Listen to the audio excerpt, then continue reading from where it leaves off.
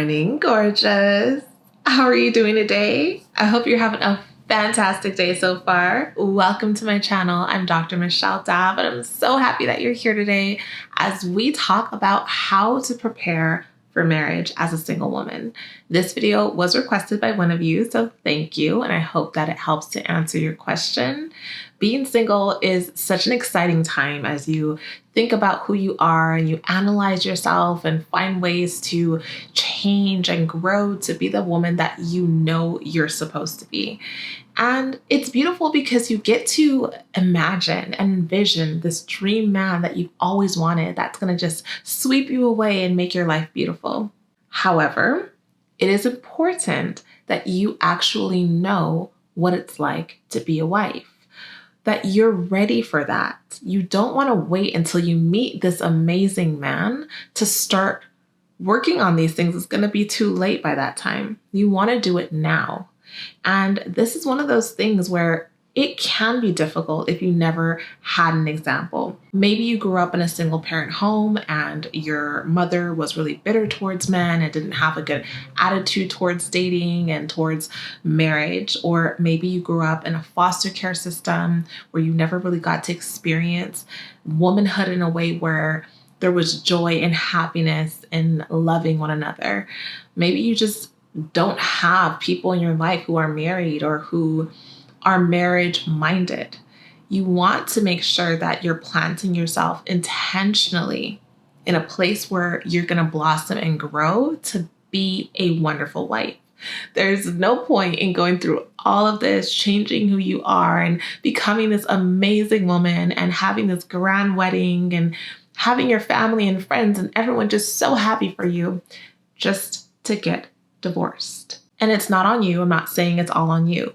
What I'm saying is oftentimes women are so excited about finding the one, about having the wedding, but have no preparation at all to be a wife. So this information is going to help you, my love, to know yourself a little bit better.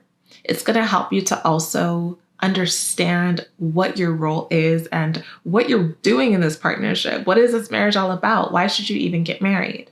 And this is a question that would probably take me an entire year to get through because there are so many ways to prepare for marriage. So I'm just going to give you enough to where you're able to start practicing and implementing these things in your life. And hopefully we can continue this in the future. I also want you to know that as I talk about these things, it's important that you practice. Again, start now. Start practicing with your family, start practicing with your friends, start practicing with yourself. You want to make sure that you are behaving in a way where things are different. You're working on yourself. It's not just going to happen. You're not just going to become. It's going to take work, effort, but it's going to be worth it in the end, especially when you look at yourself in the mirror and you say, wow, who's this? I like her. That's where we want to get because ultimately you're going to be with you for the rest of your life. So you want to be the feminine woman that God created you to be. And you want to grow and be beautiful in all aspects of your life, not just for your husband, but for yourself. So with that being said, I want you to go ahead and sit back, relax, get something to drink, get something to write with, and let's talk about this. So as you're preparing yourself to become a wife, you're going to want to ask yourself some questions. In your adolescent years, in your early 20s, and even in your 30s, as you think about marriage, there's just this excitement and this allure of the proposal. The proposal. I think that's like one of the most exciting parts of a womanhood is having that proposal. It's just the most beautiful display of love. And I love it. It's just so exciting. And when a woman gets engaged, that's probably like one of the most exciting times of her life because everything that she has worked up to, all of the doubts and all the pain and just everything, it's like finally that moment has come that you've been waiting for your entire life. It really is an incredible experience.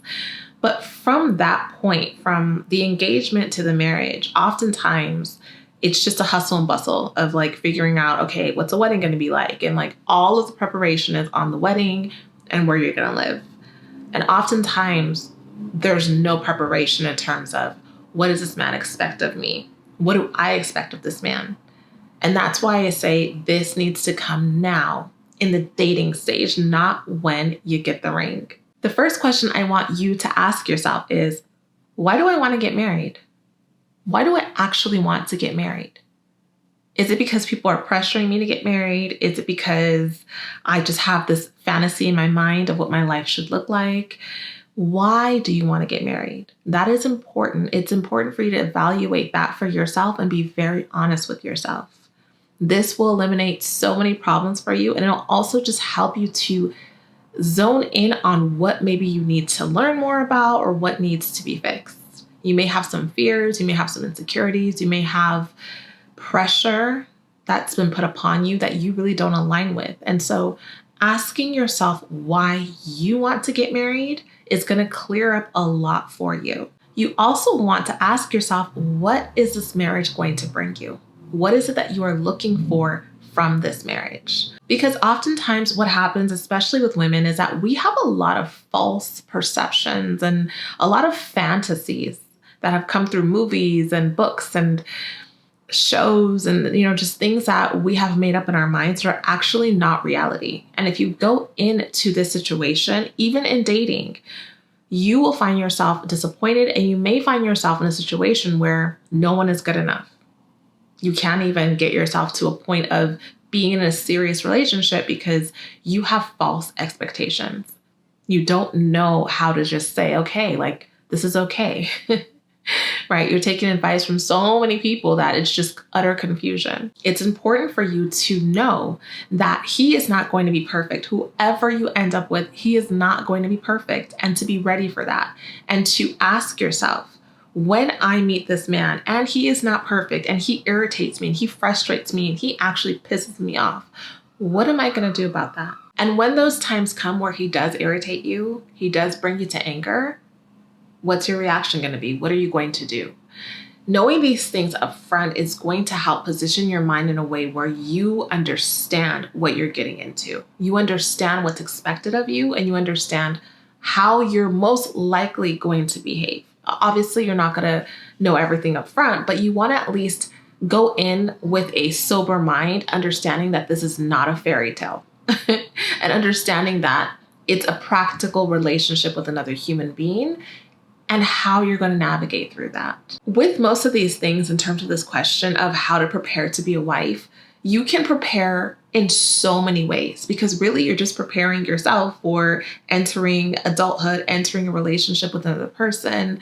But really, it's going to be like an on-the-job training. You're going to have to know this person for who they are as an individual, learn their quirks, learn their tendencies, learn your rhythm. And once you do that, then you're going to naturally learn how to be his wife.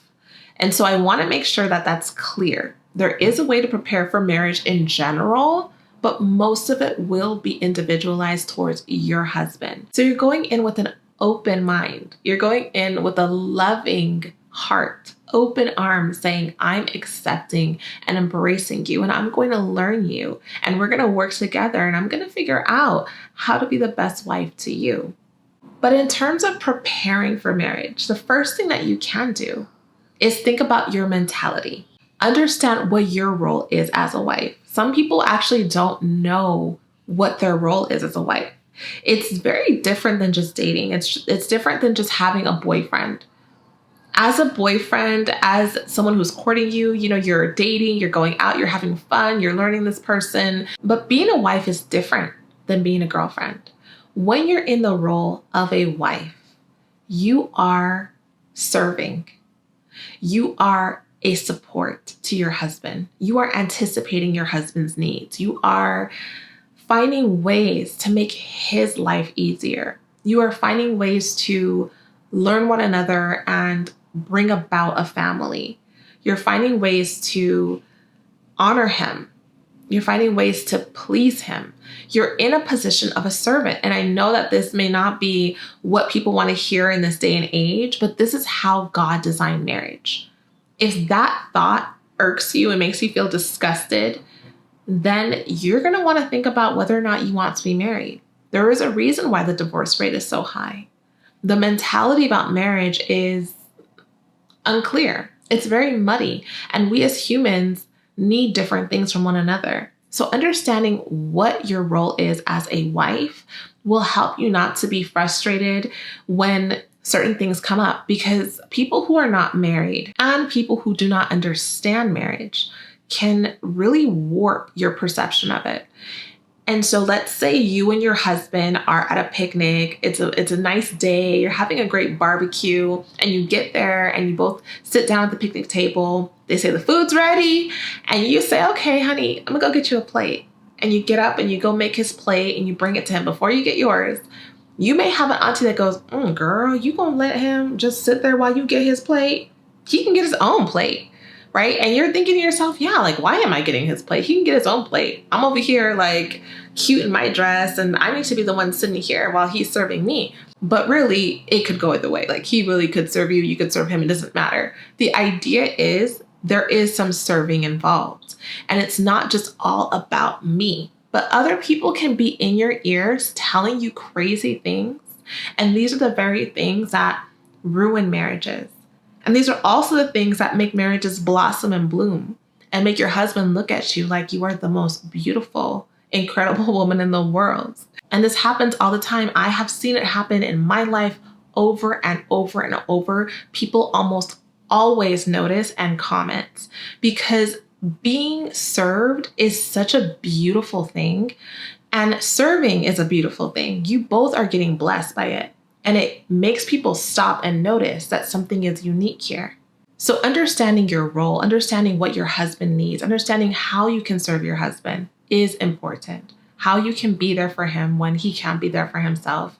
How you can meet a need that you know he has that he's not asking for, but you know it could help him. And not feeling bad, not feeling like you are being used or you're a slave or you're this or you're that, because that's what the world tells you. This is what's going to help you and also set you apart in your dating relationships. Now, I have a lot of videos about what it means to be a wife and how to be a wife. And I want to make it clear that these are not things I'm saying you should be doing while you're dating. These are things that you are learning about so that when you're married, you're able to implement. You don't need to be serving your boyfriend. You don't need to. But you can also realize that one day that you do make his lunch for him or something, like when he's running late, will mean a lot to him. And he'll understand, like, wow, she saw that I was running late. She knew I was going to go pick up a burrito, but she actually brought one to my house for me. That is so kind of her. Like, she's meeting this need and I'm so grateful for it. At least he sees those glimpses in you. But when you're understanding your role, you're also understanding that you are not responsible for his happiness. You're understanding boundaries. You're learning about what it means to have boundaries in marriage. And if you come from a people-pleasing stance, if you're someone who struggles with trying to meet everyone's need or just trying to be loved and accepted, if you struggle with this, then you have to work on these things during your dating season. Because when you're married, you may feel compelled to allow anything. And that's also not okay. But there are things that are necessary in marriage. That's very different than every other relationship that you have.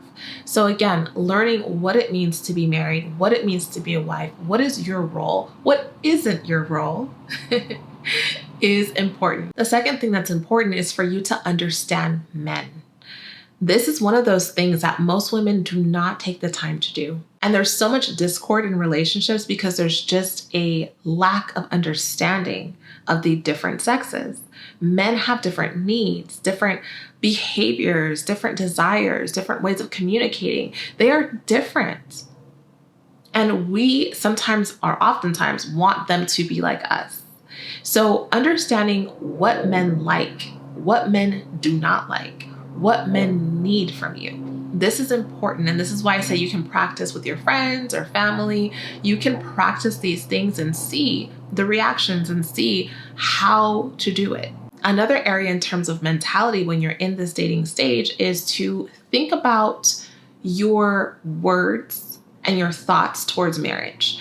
Oftentimes, I find that when women are single and they're dating, there is a lot of negativity around it, around the way that they speak about it. So oftentimes there's like a double-mindedness. So women will say things like, oh, I want to get married. I can't wait to meet my husband. This year, I'm claiming it. This is the year I'm going to meet my husband. It's going to happen. I know it's going to happen. And they're just like all in it, right? Just believing that this is going to happen. But in the same breath, they're saying, oh, where can I find a guy like that? There's no more good guys out there. You know, I don't even know if I'll ever get married. I don't even care if I get married. So it's like there's this double-mindedness. You're saying one thing, but then you're saying something else, and those things don't go together. When you're in your single season, you need to watch your words. Your words hold life. Your words are the channel for things to happen in your life. Some of you are literally cursing yourselves with the things that you say about your love life. You know, it's important to watch how you speak about yourself and how you speak about what you want. It doesn't matter what other people are saying. Don't claim it for yourself. Cancel it for yourself. It doesn't matter what it's about, but especially when it comes to romance. If you're someone who is double-minded, in the Bible it says a double-minded man or woman is unstable in all their ways. A double-minded person is unstable in all their ways. When you're double-minded, you are all over the place. You can't even be trusted because you don't even know what you're really aiming for. You're willing to go this way or that way, depending on how you feel, depending on what people are saying, depending on what things look like. You're easily moved.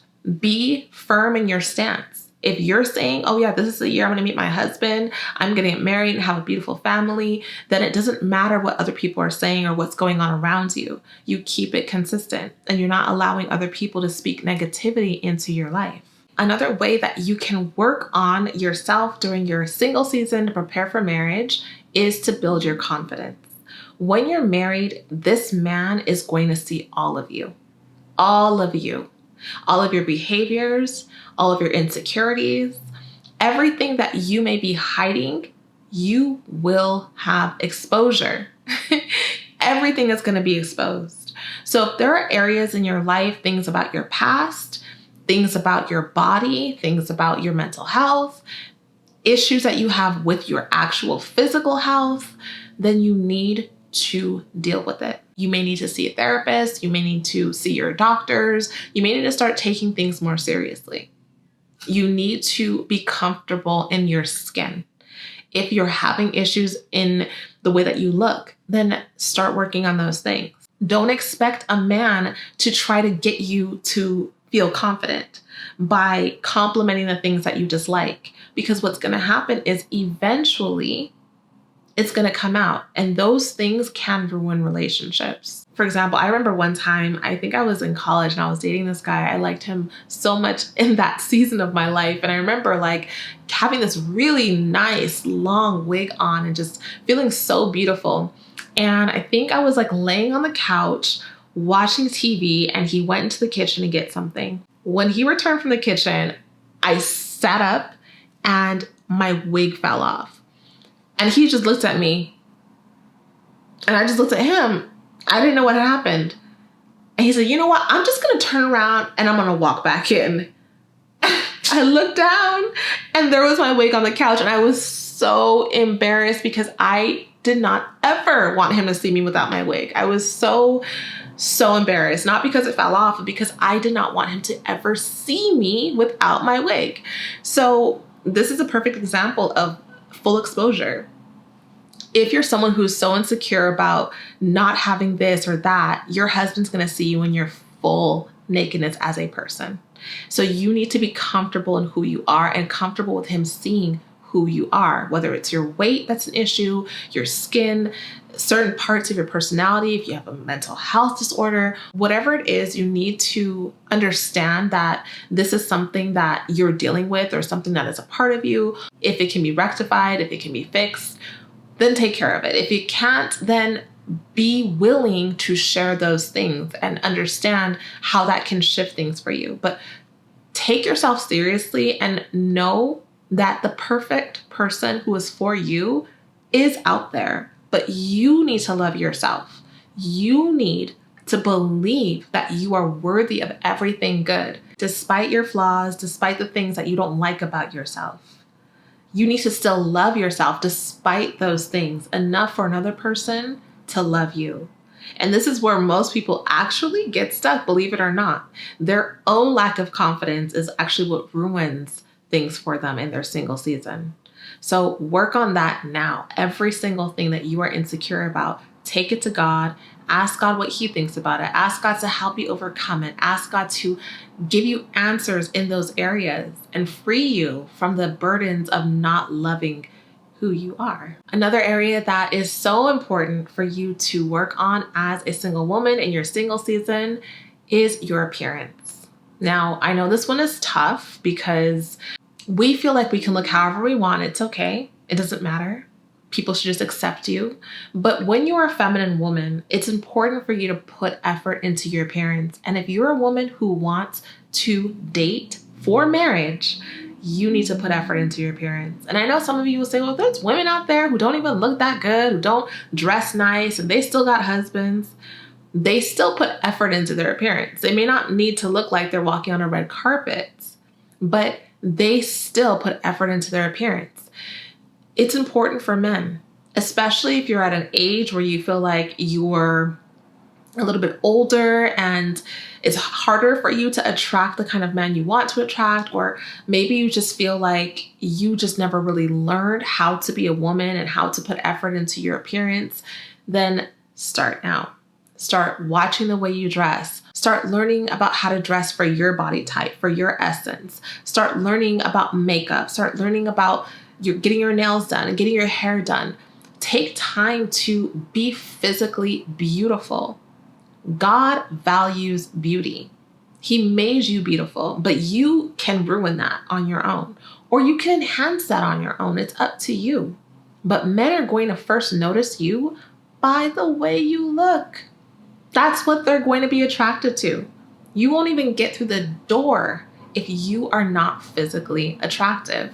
And of course, there are other things that make you attractive later on, but you must put effort into your looks. I cannot tell you how many women are struggling in their singlehood who do not put any effort into their appearance. And so it's no surprise. It's no surprise, and it's sad because all it takes is effort. All it takes is you actually wanting to see change in this area and dedicating yourself to learning about yourself and what looks best on you, what feels the best on you, and loving the way that you look. Because oftentimes, not only do they not look the part, they also don't like the way that they look. It would be different if they like the way that they look. But some of them who say they like the way that they look are also lying. They don't like the way that they look. They're just not willing to put the effort in. This is one of those things that is necessary. Another way to prepare for marriage is to work on your femininity. If you're new here, then this is something I talk about all the time because this is part of what my channel is about, is femininity. Learning about yourself as a woman and learning how to embrace your womanhood. Learning how to relax. Learning how to not feel like you have to always be in control of everything. Learning how to set boundaries with people and not allow people to try to dictate who you should be and how you should be, but loving and enjoying who you are. You know, obviously you see my hair is short, right? I do whatever I want to my hair. As a feminine woman, you're able to embrace whatever it is that you want to embrace about your physical beauty. There are people online all over the place that say things like, oh, all the femininity girls have long hair and they have to look like this. You know, do what you want. I will never allow anyone to tell me that I need to wear my hair this way, or that I'm trying to be Eurocentric, or I'm trying to be Afrocentric, or this and this and that. It is very irritating to have to succumb to everyone's opinion about how you should look. When you're a feminine woman, you have confidence to know that you could do whatever you want to your appearance, and you'll switch it up whenever you feel like it, and you will be beautiful in everything you do. Setting boundaries around people will be one of the most challenging things, but one of the best things to prepare yourself for marriage, because people can mess up your relationships and your marriage by their mouth. Okay, so as a feminine woman, there is no look. You look however you want to look. You look beautiful in your own right. And you learn how to have a disposition of peace and of love. Men care so much more about your feminine disposition after they get over your looks. That's what they care about the most, is if you're able to be warm, nurturing, loving, if they're able to talk to you, guide you, lead you. What is your feminine disposition like? Do you have feminine grace? That is probably the most important part of your femininity to work on as a single woman, is your feminine grace. And I have a video dedicated to that, so you can learn what that means and how to do that. But that is one of the most beautiful parts of femininity, is having grace and having joy. And if you're in a place in your life where you don't have joy and you can't exude grace, then those are the areas that I want you to work on while you're single. Now, of course, I cannot talk about anything that you want to do to improve your life without mentioning the Lord God, because God is really the answer to every single thing. He's the answer to every question. So if you want to learn how to prepare in your single season, is having a close relationship with God. This is the most important thing. This is the most important thing because this is the most important thing in life in general. But it'll help you to learn how to deal with every situation in your life. Learning that God is the one that you go to for everything, not a man. And knowing that you can come to him in the hardest of times. When you're married, so many things happen, and there are things that are very painful that can happen. And you want to have a close relationship with God, that you can go straight to him. You can cry, you can sing, you can just be with God. God will bless you. God will nurture you. God will nourish you. God will transform you. Whatever you're in right now, if you have addictions, if you have issues, mental health problems, if you have just personal things that are stopping you from being the woman that you know God created you to be, being in the presence of God will change you. Just spending time with God will heal you. There are things that people spend so many years fighting on their own that can go away in the presence of God in one day. It's up to God. It's by his grace. But learning about Jesus and learning about how your life is a reflection of him is really what you need to be able to get through everything in life. But when it comes to preparing for marriage, taking that time to spend with God and allow him to pour into you, to change you, to help you overcome all of the strongholds and the really tough areas inside of you. This is what's going to make you the most desirable woman and the best wife that you can be. Now, at the beginning, I talked about how it's important for you as a woman who's preparing for marriage to learn about men and what men desire and how to be able to please a man the way that he wants to be pleased, so your efforts are not wasted.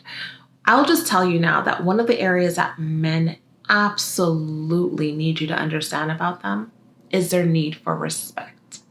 Their need for respect. Understanding what it means to be respectful towards a man, what respect looks like. Because as women, we think that respect sometimes is just like honoring him as his position of a man, but you have no idea what it means to actually honor a man. You have no idea what it means to respect him or ways that he wants to be respected. For example, men like when you validate their ideas, when you compliment their mind and their manliness. They like when you notice the things that they do for you and you thank them. Now, if you're someone who doesn't understand this, then you could be with a man and maybe he gives you advice on something and you just totally say, nah, I don't like that idea. All right, you just dismiss it.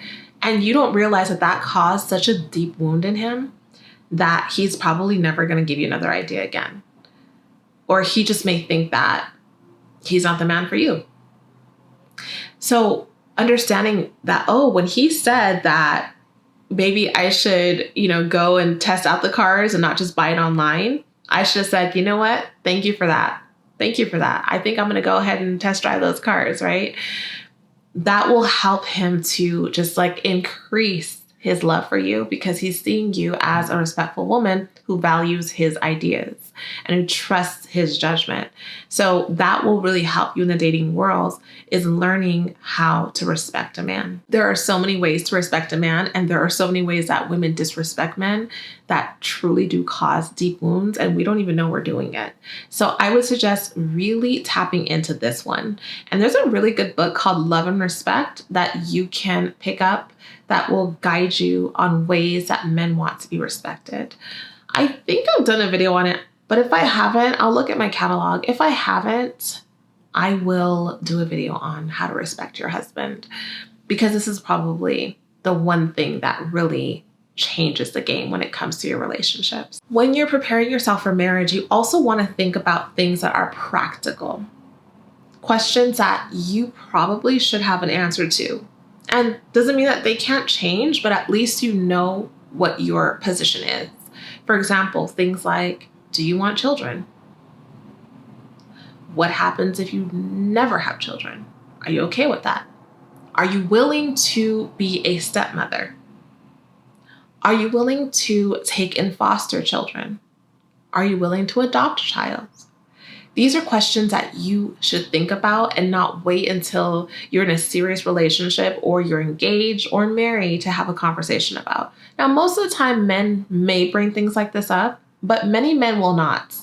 Many men will never talk about these things because they just don't. So if you're not bringing this up, then I guess no one's talking about it. You want to at least know your position on these things, because these are things, again, that can change the relationship, especially if you come to find out of nowhere that he actually doesn't want kids. I mean, that's probably one of the most painful ones. But he may have another desire where he wants to have kids and adopt children, and that's something he has always wanted to do, but never brought it up in the dating process. And he is adamant that he's going to adopt a child because he wants to help another child, which is a beautiful thing. Is it something that you're willing to do? You want to think about all of these things. Am I willing to move? I've lived in Arizona my entire life. All my friends and family is in Arizona. And now he wants to move to DC. Am I willing to move? These practical questions will help you so much. And it'll help you to be able to understand yourself a little bit better. Like, why not? Why don't you want to move? Why can't you find a job in DC? Or if you work online, you don't need to find a job in DC. What's the problem with going somewhere else? Are you willing to sacrifice for your husband? Are you willing to sacrifice for your marriage? These are things that you need to know. And if you don't know, it's okay. You need to start thinking about it, praying about it, and working on it throughout your dating stage. It's also absolutely necessary that you go to therapy if you need it. I know that therapy is one of those things that is talked about a lot more now, so people are much more comfortable going. But people who go to therapy and have success will tell you that if they knew how much this would change their life, they would have done it a long time ago. There are things that may have happened to you that you need to heal from. And if you do not heal from those things, your relationships are doomed. Your husband, again, is going to see you naked, full exposure. You won't be able to hide anything from him.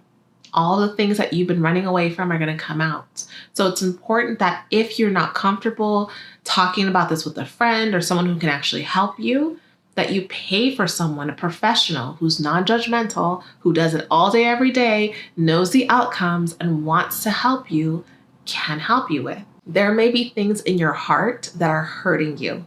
And even though you really desire to be married and to have a beautiful family, you have blockages. You may be beautiful on the outside, and I'm sure you are, but on the inside, you are suffering.